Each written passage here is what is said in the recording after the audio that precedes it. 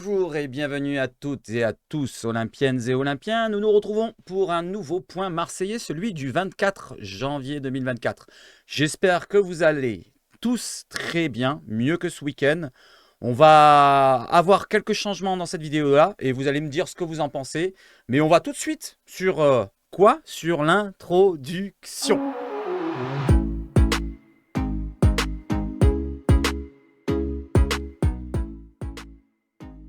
Alors vous allez remarquer que je vais plus vite et on y va tout de suite sur l'éphéméride. D'abord, regardons qu'on a un joueur dans notre effectif qui est né donc le 24 janvier et c'est Pape Gueye. On va lui souhaiter toutes et tous un joyeux anniversaire à Pape Gueye qui a 25 ans aujourd'hui. Même si pour l'instant, il ne veut peut-être pas prolonger à l'Olympique de Marseille, il est toujours dans notre effectif et on va l'encourager déjà pour la CAN. Et s'il revient chez nous, qu'il prolonge, ça serait bien aussi. Qu'est-ce que vous en pensez? N'hésitez pas à souhaiter un bon anniversaire à Pape Gueye et bon anniversaire à tous ceux qui sont nés donc le 24 janvier. Allez, on va sur l'autre éphéméride, celui du 24 janvier. Donc nous avons 3 anciens joueurs olympiens qui sont nés le 24 janvier. Donc il y a Pape Gueye, né en 1999. Il y a 999, c'est à l'envers du 666, attention. 1883, ça c'est le plus ancien que j'ai cité depuis que je fais toutes les éphémérides. Oscar Frey, c'est un Suisse, 1905-1906 qui a joué, donc il doit être décédé. Condoléances à toute la famille, mais bon anniversaire quand même à Oscar. Bon anniversaire aussi à Jim Ngom, qui était donc du côté de l'OM entre 2005 et 2007. Je n'ai pas souvenir, n'hésitez pas à me dire si vous avez des souvenirs de cette personne, de ce joueur. Allez, on va sur quoi? On va sur caisse, on va sur quoi? On va sur caisse les amis. Avant d'aller sur le mercato et sur l'actualité, juste ce petit point. Donc ça concerne peut-être la vente du club. Regardez ce que nous sort Le Monde, le journal qui est vachement connu en France et qui nous sort que à Marseille et à Toulouse, les propriétaires actuels américains, donc McCourt en fait partie, s'activeraient pour céder leur place à des compatriotes. Donc ils veulent, pourquoi pas, vendre le club, en parlant de McCourt, l'OM, mais à des compatriotes. Donc c'est des Américains. Voilà, donc moi j'ai pas envie, franchement, que ce soit un autre Américain qui reprenne ou des fonds d'investissement américains. On sait ce que ça donne avec les puputes, avec le Colony Capital, United et tout le tout team. C'est pas toujours des bons signes tout ça. Le businessman de Boston, Frank McCourt, propriétaire de l'OM depuis 2016, est donné partant depuis des mois selon Le Monde. On va réagir sur cela sur la fin de vidéo. Restez jusqu'à la fin. Je vais faire un point vente OM sur la fin de la vidéo. Allez, on va sur quoi maintenant? On va sur l'introduction. Non, le mercato! Allez, on y va sur le mercato et on commence par l'officialisation donc de Ulysse Garcia qui sera annoncé en conférence de presse ce jeudi 25 à partir de 14 h, donc demain à 14 h en compagnie du président Longoria au centre Robert Louis Dreyfus. Donc Karim Attab qui nous l'annonce. Voilà, donc bonne chance à lui pour la suite de sa carrière à l'OM. Pour l'instant, le premier match, on va dire que c'était moyennasse, mais c'est son premier match. Il vient d'arriver il y a quelques jours. Faut pas non plus lui tomber dessus. On verra ce que ça donnera ce week-end, déjà samedi face à Monaco. Ça va être difficile. Donc, bienvenue à toi et à demain, Ulysse, sur la conférence de presse. Donc, 14 h, sur la chaîne OM Twitch. Allez, on enchaîne avec le mercato. On y va tout de suite. Alors, ça ne nous concerne pas directement, mais indirectement. Fabrizio Romano qui nous relaye donc l'information selon lui, Radonjic, il est suivi par plusieurs clubs, dont l'Olympiakos, il y a 3 clubs je crois, il y a Majorque et il y a Monza qui voudrait recruter donc le Serbe, ancien joueur de l'OM et qui a toujours des attaches avec le pourcentage à la revente. Donc l'Olympique de Marseille en cas de vente du Torino pour un autre club, récupérer un peu d'argent. C'est pour ça que je tiens à souligner qu'il faut le suivre un petit peu et je vous tiendrai au courant de la suite de ce mercato concernant Radonjic. Allez, un joueur qui s'est terminé, Fabrizio Romano nous parle de Ravi Galan qui va signer du côté de la Real Sociedad. Il doit passer sa visite médicale, c'était hier soir que c'est tombé. Donc on va dire next pour cette piste pour le latéral gauche qui avait été dans les rumeurs un temps donné. Allez, maintenant on part sur le concret. Donc le joueur qu'on attend tous, c'est le latéral gauche actuellement. On parle de plus en plus de lui, Quentin Merlin. Donc là, on le voit avec le maillot, c'est un montage. Et c'est Foot Mercato qui nous fait ce montage, puisque Santi Aouna nous annonce que l'OM et Nantes ont conclu un accord pour le transfert de Quentin Merlin. Le joueur veut venir à l'OM, mais le dossier est bloqué tant que Nantes n'aura pas trouvé de remplaçant. Donc pour le remplacer latéral gauche. L'OM pourrait se tourner vers d'autres pistes, selon Seb Nonda de Foot Mercato. Il y a un gros dossier sur ce Quentin Merlin. Je vais faire au compte-gouttes. Écoutez bien ce que je vous dis maintenant. Allez, on y va. Et on enchaîne avec ODM by 13 qui nous relaie encore. Cette fois, notre média, c'est Ouest France, qui nous parle et qui nous fait le point de Quentin Merlin. Alors, le joueur s'est mis d'accord avec l'OM, donc c'est pareil qu'avant, sur tous les contours d'un contrat de 3 ans et demi. Voilà, comme ça on a la précision de la durée, au cas où qui signe à l'OM, c'est 3 ans et demi et pas 4 ans et demi comme Ulysse Garcia et Moumbagna. Le club a proposé 10 millions d'euros plus 2 millions d'euros de bonus pour le transfert à Nantes. Donc ça fait 12 millions d'euros si on fait le compte. Offre acceptée par la direction du FCN, du Football Club de Nantes. Le dossier est bloqué car le club nantais n'a toujours pas trouvé de remplaçant, c'est la même chose. Mais cela dit, on a la précision pour la durée du contrat, la somme investie sur le joueur, et il est loin d'être insensible au projet olympien. Il se murmure avec insistance qu'il pourrait même mettre du temps à se remettre d'un départ avorté lors de ce mercato s'il ne va pas à l'OM. Voilà, donc il devait partir l'année dernière ou l'été dernier du côté de l'Angleterre, il s'est blessé. Et maintenant, s'il ne devait pas partir du côté de l'OM, lui qui a envie de venir pour passer peut-être un cap, ça serait peut-être compliqué pour lui de l'accepter, surtout qu'il est au début de sa carrière. Il veut pourquoi pas peut-être pourquoi pas aller dans le groupe de l'équipe de France, hein, vu qu'il est dans les espoirs. On ne sait jamais. On ne sait jamais. L'Euro, s'il va à l'OM, il va être mis en avant. Et s'il fait 6 mois de malade à l'OM, imaginons il fait 6 mois comme un Klose faisait du côté de l'OM pendant un certain temps, pourquoi pas une place en équipe de France? Ça pourrait arriver, on ne sait jamais. Voilà, on va voir dans le futur. Déjà, il n'est pas à l'OM. Et on continue sur ce dossier-là. Voilà, donc c'est Sabachout qui vous relaye. Voilà, il vous relaye. Manu Merceron, donc c'est une personne qui est autour du club nantais, qui a des infos, et qui nous dit que de la bouche du président Kita, Valdemar Kita, donc le président de Nantes, lors d'une soirée partenaire du FC Nantes, Quentin Merlin, quasi réglé selon le président donc de Nantes. Selon le président de Nantes, ce serait quasi réglé pour Quentin Merlin. On est pareil que les autres informations avant. Mais cela dit, il dit que Aïdara, le latéral gauche de Lens, arriverait au FC Nantes. Voilà, donc selon Manu Merceron. Mais je vais démentir tout cela, puisque derrière, regardez, je vais vous montrer autre chose. Voilà, on va se refroidir, on va prendre une petite clim. Selon l'équipe, encore Sabachout qui vous le relaie. Voilà, c'est très très bien, Sabachout, continue. Il ne partira pas venant du FCN. Donc selon une personne venant du Football Club de Nantes, il ne partira pas du club de Nantes selon donc une personne du club. Hein. Voilà, donc il parle de Quentin Merlin. Le média nous informe, donc l'équipe nous informe qu'en début de soirée hier, donc hier soir, le dossier semblait être très compromis pour le transfert de Merlin vers l'OM. Je vous ai mis une croix parce que ça paraît terminé pour l'équipe. Après, chacun a ses sources, chacun a ses infos, chacun veut tirer la couverture sur soi. Peut-être que l'équipe a faux, peut-être que Foot Mercato a juste, peut-être que d'autres a faux. Lui, il a peut-être juste, je ne sais pas. En tout cas, je continue.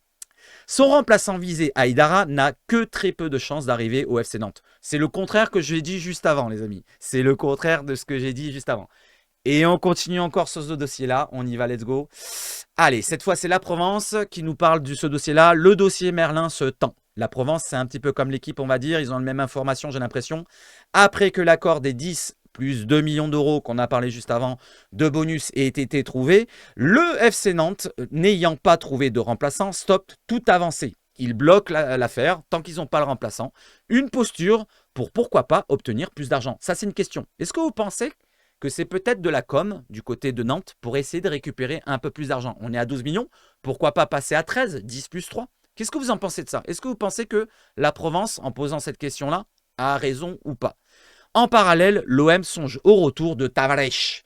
Tavares. Truffert, Lacroix, selon la Provence, c'est terminé. C'est terminé, donc il nous reste maintenant Tavares en cas d'échec sur le dossier Merlin. Donc on va peut-être retrouver Tavares, les amis.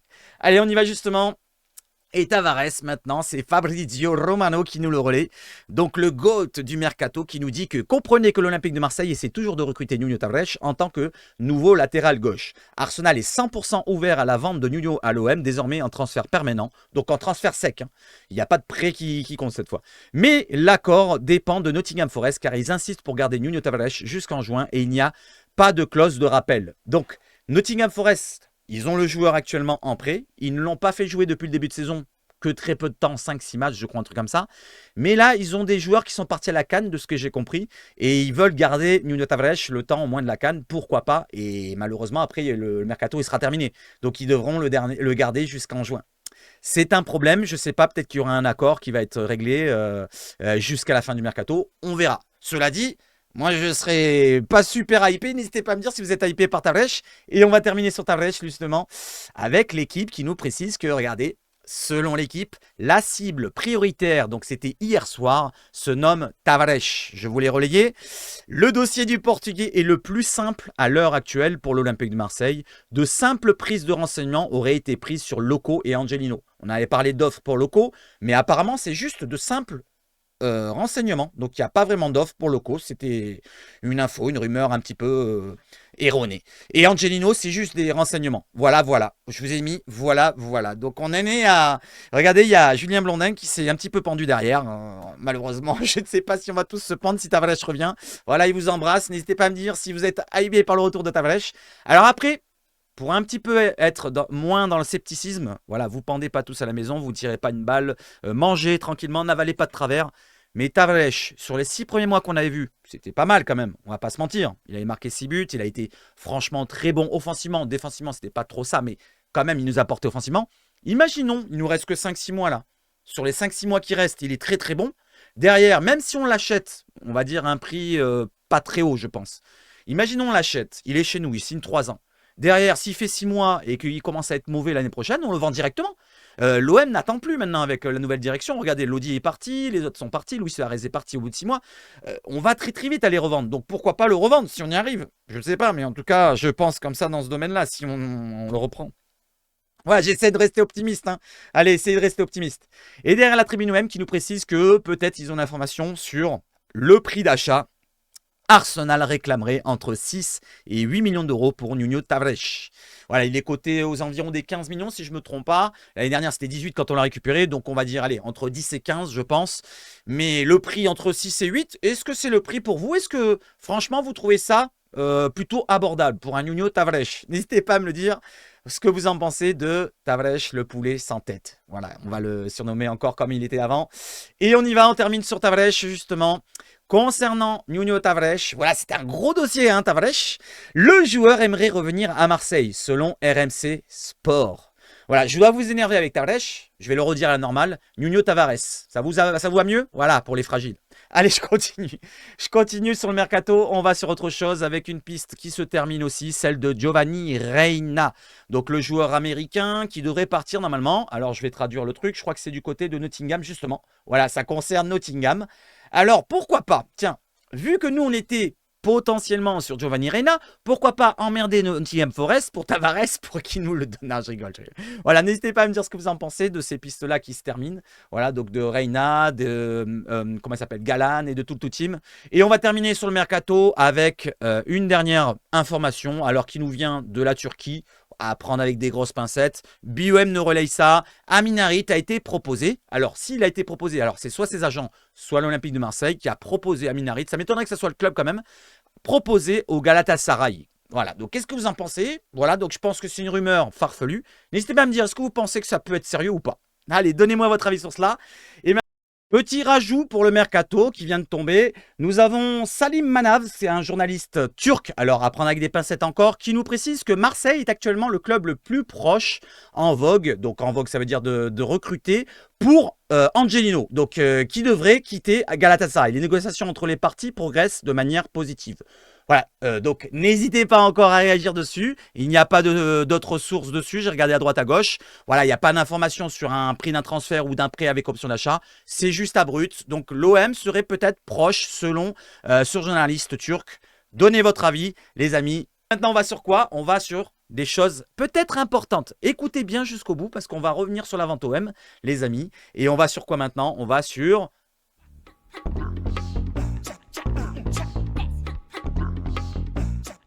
l'actualité OM. Allez, on y va tout de suite avec Jorge Sampaoli qui nous livre un entretien plutôt du côté de l'équipe qui est plutôt franchement intéressant. Alors, je l'ai lu en grande partie, j'ai pas eu le temps vraiment de le lire jusqu'à tout le long, mais franchement, j'ai fait un petit résumé qui est plutôt intéressant. Regardez ce que j'ai écrit juste à droite là. Un entretien dans l'équipe, Sampaoli se livre. L'arrivée de Ribalta, quand il était là, donc Ribalta arrive après Sampaoli, qui a chamboulé ses idées en lui proposant d'autres types de joueurs qu'il souhaitait pour la deuxième saison, parce qu'il souhaitait d'autres joueurs. Alors, pour démentir un petit peu toutes les rumeurs qu'il y avait eu autour de cela, comme quoi il voulait avoir Griezmann, il voulait avoir Renato Sanchez et je ne sais plus quel autre joueur. C'est faux, c'est faux. Il a dit non, non, non. Je dis non, c'est faux, c'est faux, c'est faux. Voilà. Lui, pourquoi il est parti? Je vais vous le préciser. Regardez, écoutez bien.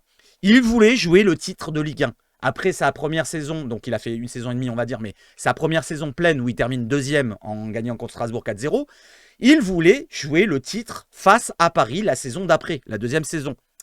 Et derrière, son départ est lié au manque d'ambition affiché par rapport au recrutement. On lui a proposé, par rapport à Ribalta, qui lui proposait des joueurs qu'il ne voulait peut-être pas.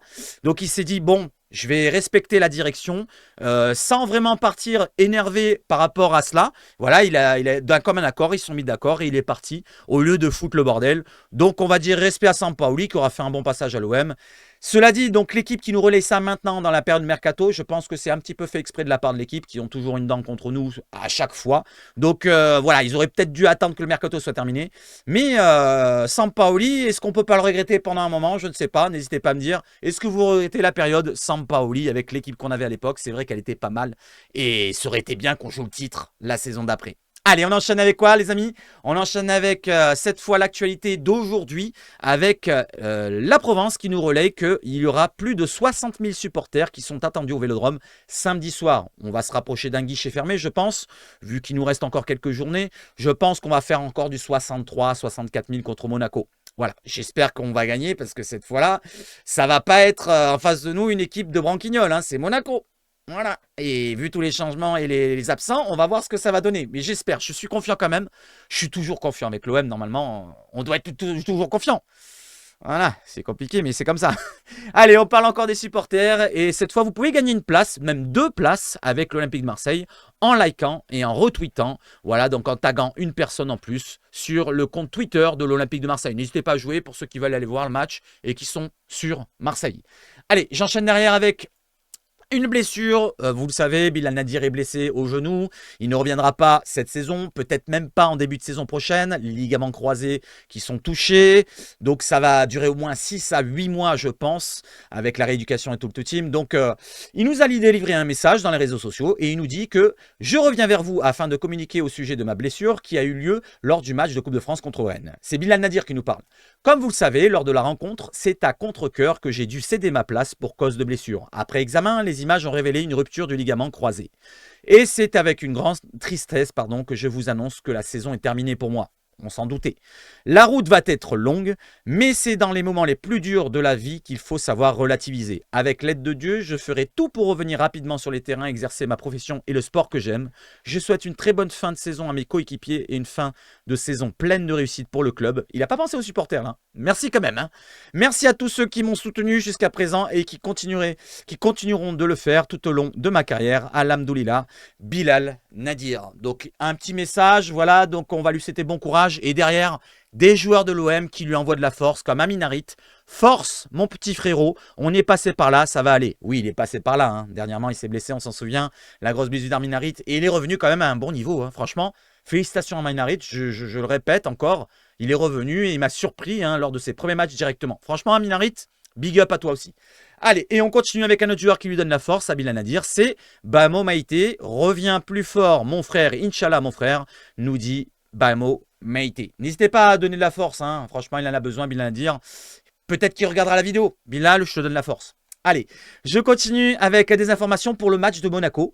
On a donc la Provence, je crois, j'ai oublié de le noter, mais c'est pas grave, je crois que c'est la Provence qui en parlait, mais qui nous dit que avec l'absence de Gigot contre Monaco, Gattuso penserait à replacer Murillo dans l'axe de la défense à 3. Qu'est-ce que vous en pensez de ça? Murillo dans l'axe de la défense à 3, à la place de Gigot, entre Balerdi à gauche, Meïté à droite et Murillo au milieu. Donc il ferait le voltigeur comme a fait Gigot contre Rennes, qui ne m'avait pas trop plu, parce que techniquement Gigot, c'est pas ouf non plus. J'aurais préféré un Balerdi qui fasse le voltigeur par exemple, ou un Meïté. Et là, pourquoi pas Murillo, ça serait peut-être intéressant. Même si bon, est-ce qu'on peut penser que dans l'axe de la défense, il va faire peut-être des bêtises? Je ne sais pas, dans le placement, dans ci, dans là. N'hésitez pas à me dire ce que vous en pensez. Et je continue. Touché à Rennes dimanche, le Panaméen n'est pas sûr de jouer, c'est sûr, parce qu'il a été touché, n'oublie pas. A passé des examens hier, il a passé des examens hier, dont on attend les résultats dans les prochaines heures. Donc aujourd'hui, on aura le résultat, s'il pourra jouer, et s'il jouera, peut-être qu'il sera testé dans une défense à 3 au milieu. S'il n'est pas là, eh ben, on aura une autre solution selon la Provence. Gattuso passerait peut-être à 4 derrière. N'hésitez pas à me dire, est-ce que vous pensez qu'on va passer à 4 ou alors on va rester à 3? Et si Murillo est disponible, est-ce que vous le mettez comme il dit Gattuso, comme il le souhaite Gattuso? Allez, je continue. Allez, on continue avec quoi? Avec la Ligue 1. La Ligue 1 qui nous donne la date pour le OM Metz, qui se déroulera donc le vendredi 9 février à 21 h sur Prime Video. Donc ça ne sera pas un samedi, ça ne sera pas un dimanche, ça sera le vendredi 9 février pour la rencontre de la 21e journée, les amis. Je n'ai pas encore mon planning, je ne sais pas si je le commente. Si je le commente, je vous préciserai la chose, les amis. Allez, je continue avec la CAN. Et justement, ce soir, on se retrouve pour de la CAN, vers 20 h 30. Alors, je ne peux pas faire le match à 18 h. J'ai des choses à faire pour la santé. Je vous expliquerai ce soir quand je reviendrai. Et j'espère être en forme pour ce soir. Allez, je continue avec la CAN. Vous avez peut-être vu hier le match Gambie-Cameroun, la fin de match qui a été terrible. C'est un truc de dingue. Il y a eu la Gambie qui avait 2-1 pour eux à la 87e minute. Et le Cameroun était éliminé. Même un match nul, le Cameroun était éliminé. À 2-2, ils sont revenus à la 89e ou 90e le Cameroun. On s'est dit, putain merde, ils vont pas passer devant. Et à cause de moi, regardez ce que j'ai mis parce que j'ai tweeté plusieurs fois pendant le match. Et merde, je suis un chat noir. Je ferme ma... Maintenant, bonne soirée. Du coup, pas de renfort pour OM AS Monaco. Et oui, parce que je pensais que Mumbagna, vu qu'il est camerounais, vu que Simon est camerounais, bon, Simon, il ne va pas jouer avec l'OM, mais bon, c'est pas grave. Vu que Mumbagna pourrait revenir et que Mug serait libéré du Cameroun, voilà, on aurait pu avoir 2 renforts au moins offensifs pour Monaco. Et bien finalement, Cameroun ira en 8e de finale. Voilà, donc pour une petite anecdote pendant le match, regardez le 3e but qui aurait pu éliminer le Cameroun. Ça aurait fait 3-3 pour la Gambie. Regardez à la 80, je sais plus combien, à 95, je sais plus combien il y avait de temps. Ils ont mis un but, mais de la main. Regardez la main, comme on la voit bien. Vous voyez le ballon, il est sur la main du joueur gambien. Et l'arbitre, ça m'a fait rire, il est resté au moins 2 minutes, voire même plus. Hein. J'ai mis 2 minutes, j'ai été gentil. Il est resté comme ça. Je me suis dit, oh, il va pas le refuser quand même, ça serait gros quand même, tout le monde le voit qu'il y a main. Et je me suis dit, ça aurait été bien, franchement, j'attendais la big surprise. Moi, j'aurais été heureux que le Cameroun se fasse éliminer. Désolé pour les Camerounais qui me regardent, mais c'est juste pour l'OM. L'OM avant tout. Allez, je continue avec la CAN, juste des petites anecdotes encore. Alors, je vous montre vite fait le but. Alors, si j'ai un strike, je le couperai. Alors, regardez-le vite, ça dure 2 secondes. Regardez, hop, la passe pour Ndiaye qui va frapper, croiser, hop, c'est bon, vous avez le but. Allez, j'enchaîne derrière pour pas être straqué. Merci à Ilman Ndiaye qui lui donne la confiance. Donc, il a marqué avec le Sénégal. Ils ont gagné 2-0. Et on a le résumé de tout le début de CAN, de tous les Marseillais, pardon, avec Asdinoulaye qui a marqué un but avec le Maroc, Pape Gueye qui a marqué un but avec le Sénégal. Et surtout le Sénégal. Regardez le Sénégal, les trois joueurs sénégalais de l'OM ont marqué ou ont fait des passes décisives. Ismaïla Yassar, 2 passes décisives et un but. Et Ilman Ndiaye, un but et une passe décisive. Donc ils vont, j'espère, revenir à l'OM et être dans le même ratio, être en pleine confiance.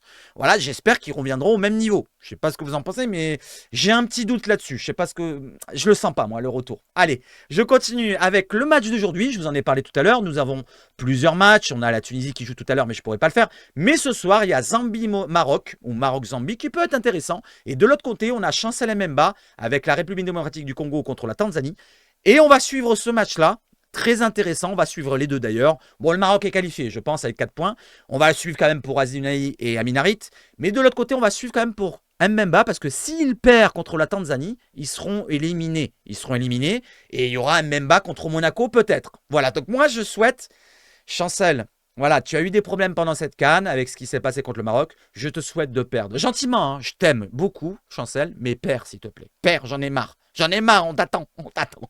N'hésitez pas à dire ce que vous en pensez et n'hésitez pas à souhaiter à Chancel qu'il perde ce soir. Allez, on enchaîne.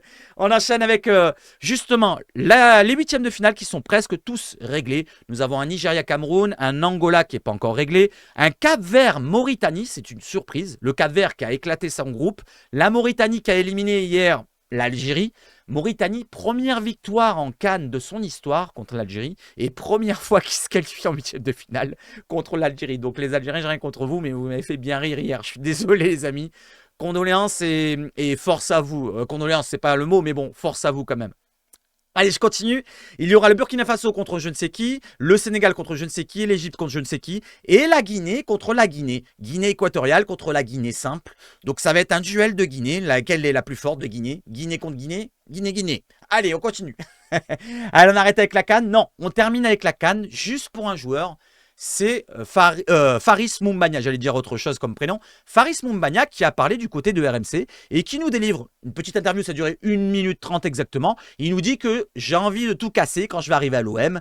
Ma vitesse, ma puissance et mon efficacité, c'est mes qualités. Et il nous donne rendez-vous aux supporters. Et d'ailleurs, il a précisé une chose. Regardez ce qui a marqué dans les 2 photos qui sont en haut. J'ai parlé avec Mehdi Benassia, mais pas encore avec Gattuso ou le président Longoria. Donc, il y en a certains qui disaient que c'était Longoria qui gérait le mercato actuel. Et puis, apparemment, ça m'a l'air d'être plutôt Benassia qui commence à tirer les ficelles vers lui. Est-ce que Longoria est sur la sortie, comme on l'a entendu parler dans les médias dernièrement, cet hiver ou cet été? N'hésitez pas à réagir sur ça. Parce que ça pourrait arriver bientôt, là. Parce que Longoria, on le voit de moins en moins. Il va faire l'annonce demain du joueur de Luis Garcia. Mais là, il ne s'est pas occupé du recrutement de Maurice, de Faris Moumbagna. Voilà. Aucun contact entre Longoria, Gattuso et le joueur. Voilà. Allez, on continue avec un ancien attaquant, Alexis Sanchez, qui sera de retour du côté de Marseille. Ça vous fait plaisir ou pas? Mais il sera du côté du stade Vélodrome le 26 mars lors de France-Chili pour un match amical.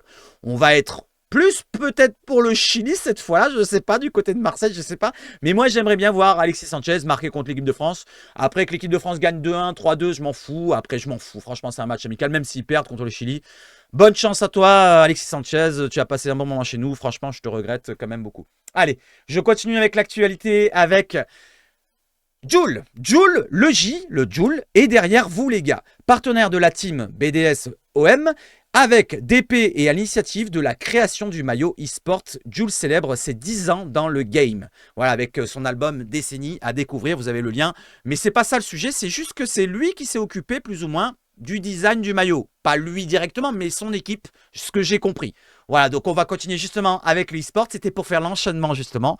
Le e-sport qui a joué hier soir et qui a gagné. L'OM qui enfin gagne une rencontre. Ils ont perdu les 2 premières rencontres. Le 3e a été annulé contre le Football Club de Lorient. Donc c'est leur 3e sur 4. Il y a un match à rejouer contre Lorient. Et ils ont gagné 2-0 contre Bordeaux. Voilà les Fougnas qui sont en Ligue 2, les Bordelais, et qui ont perdu 2-0 contre l'OM, pardon, excusez-moi. Et au classement, on va faire un petit point dessus. L'OM qui se place dans les 6 premiers. C'est les playoffs. Il faut être dans les 6 premiers, absolument, pour jouer les playoffs et gagner la coupe dans le futur. Donc pour l'instant, l'OM se remet en forme et j'espère qu'ils se qualifieront et qu'on suivra la finale ensemble. Pourquoi pas, tiens, en finale. Allez, on enchaîne avec moi maintenant avec ce qui vous intéresse toutes et tous, peut-être, la vente du club OM. Allez, on fait un petit point avec le média Team Football, vous le connaissez. Je vous montre vite fait par rapport à ce qui a été relayé dans Le Monde pour voir un petit peu l'avis de ces personnes-là. Vente OM, Le Monde le confirme, McCourt veut partir. Allez, on continue. Dans un retournement captivant, le quotidien Le Monde confirme que ce que les rumeurs avaient longtemps suggéré. Frank McCourt, propriétaire de l'OM, envisage sérieusement de céder sa place. Cette nouvelle intervient après des mois de spéculations intenses et de récits contradictoires autour de l'avenir du club phocéen. Pour l'instant, il a juste dit qu'il voulait vendre à ses compatriotes, donc à des Américains. Pour l'instant, c'est pas l'Arabie Saoudite. Mais on va voir ce qu'ils disent derrière. On continue. Tout ce qui était avant, là, c'est tout ce qui a été relayé avant. Canal+, Zidane, machin et tout bordel. Je vais pas le relayer, on l'a déjà dit 100 fois. Le Monde confirme, McCourt cherche des acheteurs américains. Donc ça, c'est Le Monde, hein. Selon Le Monde, à Marseille et à Toulouse, les propriétaires actuels américains s'activeraient pour céder leur place à des compatriotes. Le businessman de Boston, Frank McCourt, propriétaire de l'OM depuis 2016, est donné partant depuis des mois. Vente OM, ok? Allez, maintenant on enchaîne avec pour l'avoir l'avis de Vizerian, les amis. Face à ces nouvelles révélations, nous avons contacté Thibaut Vizerian. Voilà. Qu'est-ce qu'il nous dit Thibaut ? Qui maintient sa position? Le storytelling autour de l'OM se met en place. Il n'y a aucun fonds d'Américains sur l'OM. Et on sait que ce seront les Saoudiens qui viendront. Mais qui on sait? Parce qu'il n'y a que toi qui le sais pour l'instant. Cette déclaration continue de soutenir l'idée d'un rachat saoudien défiant la version présentée par Le Monde. Voilà, moi je suis moitié sceptique, moitié optimiste, je ne sais pas quoi penser de ça. N'hésitez pas à me dire ce que vous en pensez et on enchaîne. Selon les informations de Team Football, les acheteurs potentiels pour l'OM seraient bien originaires d'Arabie Saoudite et du Public Investment Fund, donc le PIF. Cet alignement des récits souligne l'imminence d'une annonce officielle. Je vous ai souligné tout ce qui est important. Et la dernière question, les amis, c'est pour vous. Je vous demande pas, n'hésitez pas, parce que Fada, il va me dire, arrête de dire n'hésitez pas. J'arrête avec le n'hésitez pas. Voilà, je suis désolé de dire n'hésitez pas, n'hésitez pas, n'hésitez pas. C'est juste que ça sort tout seul. Je vais arrêter, je vous promets. Pensez-vous que McCourt cédera l'OM à des investisseurs américains ou à un consortium saoudien? Donnez votre avis, et je ne vous demande pas d'hésiter. Donnez votre avis sur ce sujet, les amis, et répondez à la dernière question que je vous pose. Surtout, n'hésitez pas, j'arrive pas à me retenir. N'hésitez pas, les amis. Allez, je vais terminer par quoi? Avec ma chaîne Twitch, les amis, pour ceux qui veulent me voir. N'hésitez pas à venir ce soir à partir de 20h30 environ. Voilà, c'est pas vraiment précis pour l'instant. Pour l'instant, le planning, voilà, donc on est vraiment à la légère sur la chaîne Twitch. J'essaye de me faire une petite place. On va voir, on va essayer d'atteindre 300. Tiens, on a un follower. Il nous manque un follower. Regardez en haut. Il y a marqué 299 sur Twitch. N'hésitez pas à venir ce soir. Je le redis encore, à 20h30, on passera un bon moment, on parlera de l'OM en avant-match, on parlera de l'OM pendant le match, on parlera de l'OM après le match, on parlera pendant l'OM, de l'OM. Vous avez le planning aussi que j'ai entouré à droite, où il y a le compte à rebours qui tourne, là, regardez, à 11h. Et ben vous avez ce soir, 20h30, demain soir, 20h30, et après-demain soir, vendredi, un live encore sur Twitch. Que sur Twitch, hein, que sur Twitch. Et demain soir et après-demain soir, on parlera de l'OM. Plus précisément, les amis, on fera un petit point mercato, la situation, peut-être la vente OM. Imaginons, c'est ce soir que ça se vend directement. On en parlera demain, peut-être. Allez, les amis, je vais vous souhaiter maintenant de me donner de la force encore comme d'habitude, les abonnements, les likes et tout le team, les commentaires. Alors, si vous voulez jouer avec moi, voilà, pour ceux qui sont restés jusqu'à maintenant, vous avez la possibilité encore de gagner une place sur la roue, là, aujourd'hui. Voilà, je vais vous donner un chiffre d'un numéro de joueur de l'OM qui est passé par l'OM. Allez, je vous donne une fourchette entre 1980 et 2000. Entre 1980 et 2000, numéro 7 de l'OM. Donnez-moi le joueur à qui je pense là maintenant. Un numéro 7 de l'OM qui a joué entre 1980 et 2000. Vous avez entendu ? Allez, pour ceux qui sont restés jusqu'au bout, vous avez la chance de gagner. Vous n'êtes pas beaucoup, je pense. Merci à vous. N'hésitez pas à me dire ce que vous avez pensé de la vidéo avec les petites transitions que j'ai mis, si ça vous plaît ou pas. Je vais rajouter des petits trucs comme ça pour donner un petit peu de peps aux vidéos parce que sinon, on va s'emmerder un petit peu avec l'habitude des choses. Je vais essayer de rajouter des choses, peut-être des effets, des idées-là. N'hésitez pas. N'hésitez pas à me donner des conseils hein, pour ceux qui veulent m'améliorer un petit peu à moi aussi. Ça me ferait plaisir. Je vous souhaite à toutes maintenant de passer une bonne journée et à tous aussi, bien sûr. On se retrouve ce soir à 20h30. Vive le foot chez Savage Foot. Et surtout, ça fait combien de temps? Combien de temps? Je vais regarder. Combien de temps? D'après vous? 31 minutes. C'est bon. On est dans la moyenne. Bonne journée. Et surtout, allez l'OM. Merci à tous, les amis. Merci à tous. Ciao, ciao, ciao.